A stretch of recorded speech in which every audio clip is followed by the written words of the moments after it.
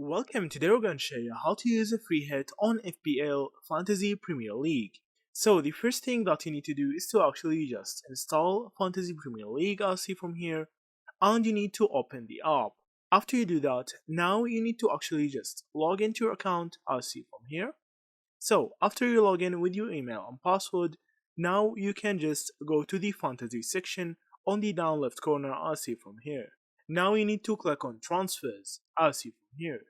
So from here, to actually start the free hit, you need to actually just click on any player from here, and after you do that, you need to click on select replacement as see from here. So now you can just choose any player. So how the free hit actually works, so now for 1 week game only, your team will have unlimited transfers, and after the week ends, your team will unlock and it will reset. So now your team will be locked if you choose the free hit.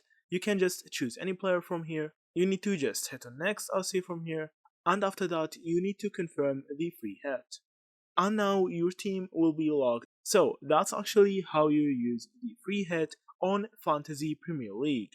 Thank you for watching and see you in the next videos.